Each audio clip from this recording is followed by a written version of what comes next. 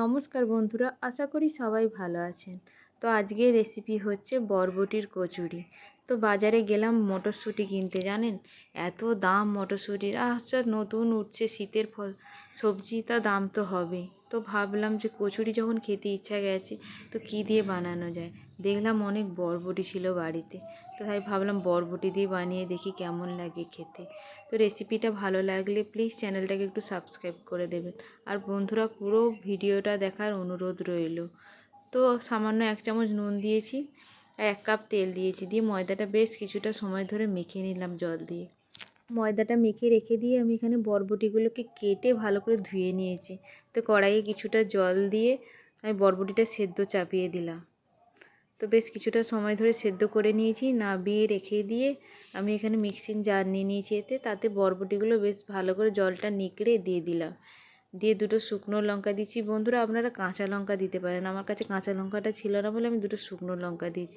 আর একটু সামান্য আদাকে কুচিয়ে দিয়েছি। এখানে কড়াইটা চাপিয়ে দিয়েছি, তাতে সর্ষের তেল দিয়েছি অল্প করে, দিয়ে একটু কালো জিরে দিয়েছি আর একটু হিং দিয়েছি। আর হিঙের তো কচুরি খেতে তো দারুণ লাগেন, জানেন তো বন্ধুরা।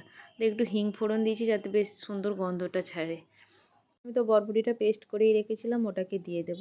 বেশ নেড়ে চেড়ে কিছুক্ষণ সময় ধরে বেশ শুকনো শুকনো করে ভাজবো। তো তাতে সামান্য একটু নুন দিয়ে দিলাম আর 1 চামচ চিনি দিয়ে দিলাম। তো কচুরি একটু মিষ্টি মিষ্টি না হলেও খেতেও ভালো লাগে না, তাই 1 চামচ চিনি দিয়ে দিলাম। দিয়ে বেশ নেড়ে চেড়ে বেশ শুকনো করে নেব, একদম শুকনো শুকনো। ময়দার ভেতরে পুর দেবো না, পুরটা তাহলে বেরিয়ে যাবে, তাই একদম শুকনো শুকনো করে ভেজে নেব। দেখুন ভাজাটা হয়ে গেছে, দেখুন একদম শুকনো হয়ে গেছে। তো নাবিয়ে রেখে দিই। এখানে তো ময়দাটা আমি আগে থেকেই মেখে রেখেছিলাম, তাকে ছোট ছোট করে লেচি কেটে নিয়েছি।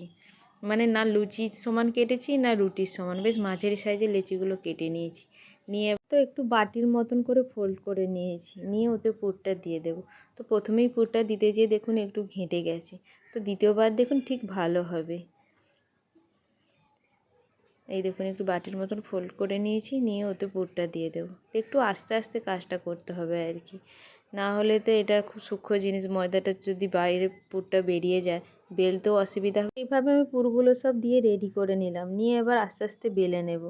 একটু ধরে আস্তে আস্তে ধরেই বেলতে হবে, না হলে আবার ছিঁড়ে গেলে আবার ওই তেলেতে ভাজতে গেলে পুরটা সব বেরিয়ে যাবে।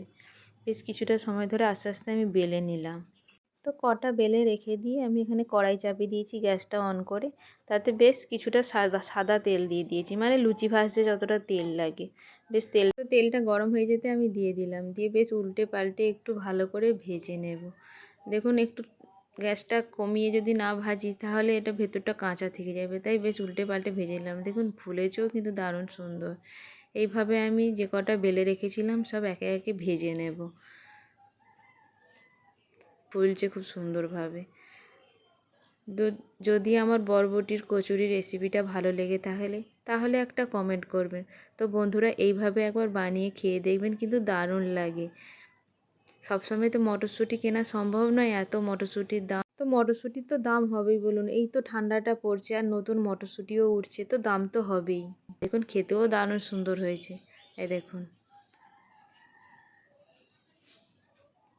আবার চলে আসবো কোনো নতুন রেসিপি নিয়ে। আজকের মতন চললাম। বন্ধুরা, একটা লাইক দিতে কিন্তু ভুলো না।